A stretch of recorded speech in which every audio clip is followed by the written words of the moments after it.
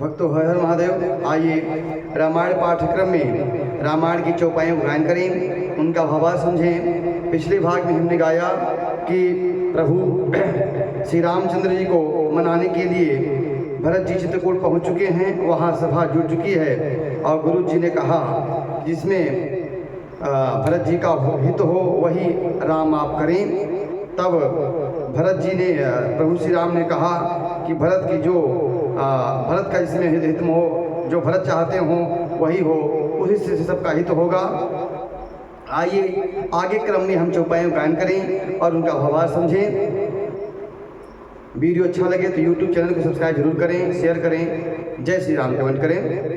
भूपति मरन प्रेम पनु राखी, जननी कुमति जगत सब साखी, देख न जाहि विकल महतारी, जरहि दुसहजन पुर नर नारी।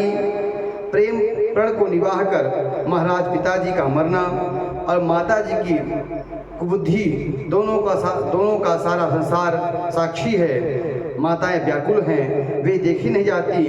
अवधपुरी के नर नारी दुख से और ताप से जल रहे हैं।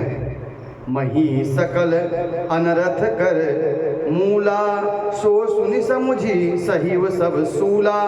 सुनि बन गवनु कीन रघुनाथा, करि मुनि बेस लखन सिय साथा। बिनु पाइन पयाद ही पाए, शंकर साखी रहु यहीं घाये। बहुर निहारी निषाद सनेहु, पुलिस कठिन उर भयउन बेहू। मैं ही इन सारे अनर्थों का मूल हूँ। भरत जी कहते हैं कि यह जो सारा वृत्तांत तो हुआ है, यह केवल मेरे दुर्भाग्य के कारण हुआ है। यह सारे अनर्थों का मूल मैं ही हूँ। यह सुनकर और समझकर मैंने सब दुख सहा है। श्री रघुनाथ जी, लक्ष्मण जी और सीता जी साथ साथ मुनियों का वेश बनाकर बिना पैरों में जूते चप्पल पहने वन को चले गए।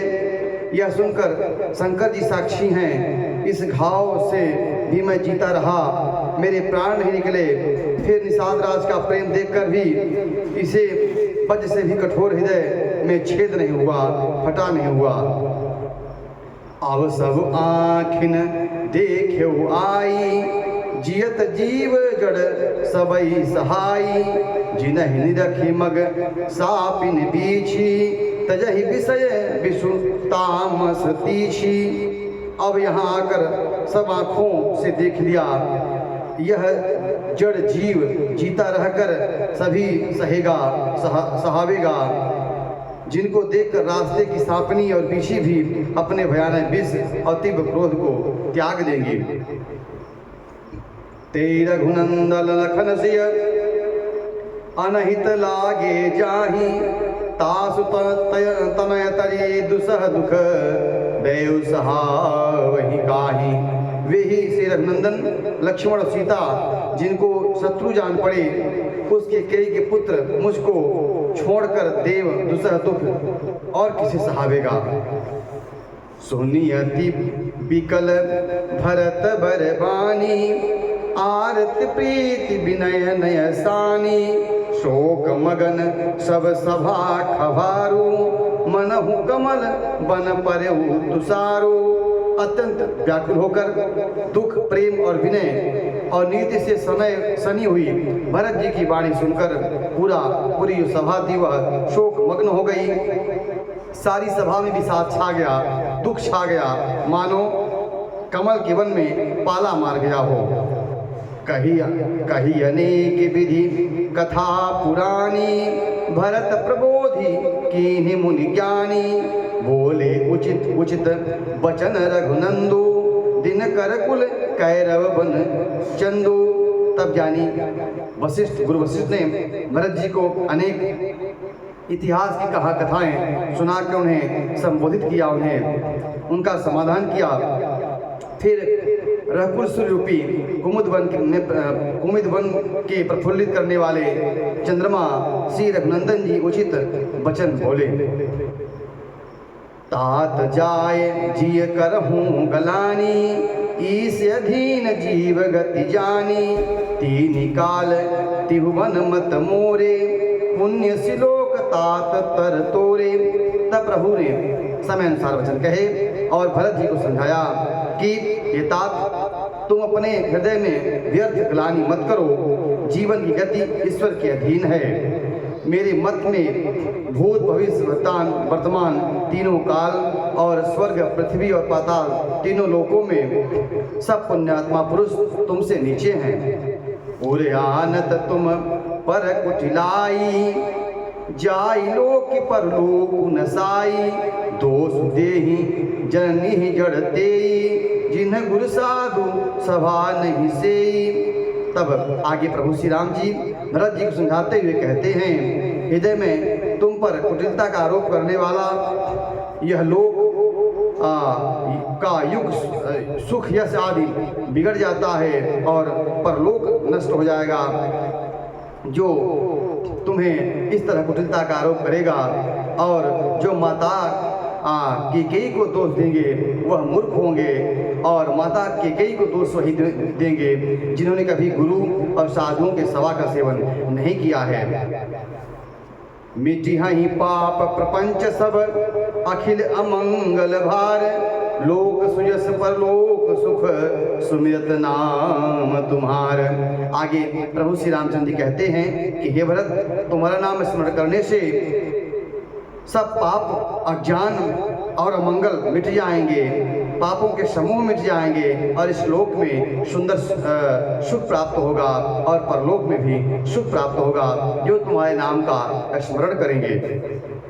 कहूँ सुभाव सत्य शिव साखी, भरत भूमि रह राउरि राखी, तात कुतरक करहूँ जन जाए, बैर प्रेम नहीं दुरई दुराए।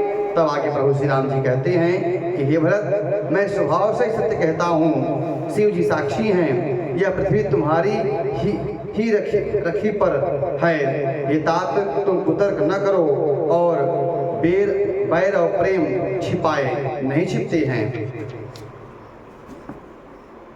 मुनिगण निकट बृहग मृग जाहि, बाधक बधिक बिलो की पराही, हितय नहित पशु पक्षी जाना, मानस तन गुण ज्ञान निधाना।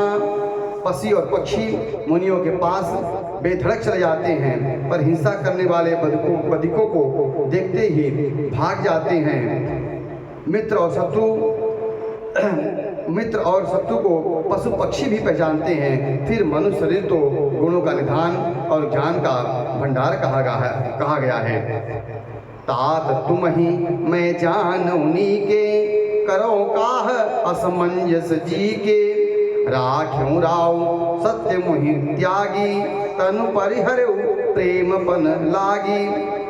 आगे प्रभु श्री राम कहते हैं, हे तात, मैं तुम्हें अच्छी तरह जानता हूँ, क्या करूँ, जी में बड़ा असमंजस है, दुविधा है। राजा ने मुझे त्याग कर सत्य को रखा और प्रेम प्रण के लिए शरीर को छोड़ दिया।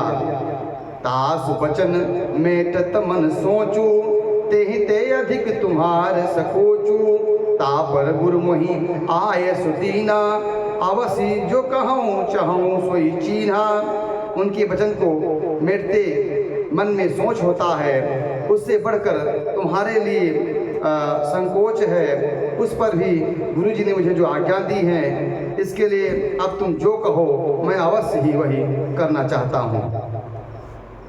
मन प्रसन्न करि सकज तजी, कहूँ करो सोई आजू, सत्य संग रघुवर वचन, सुनी भा सुखी समाजू। तुम मन को प्रसन्न करो और संकोच का त्याग कर जो कुछ कहो मैं आज वही करूं।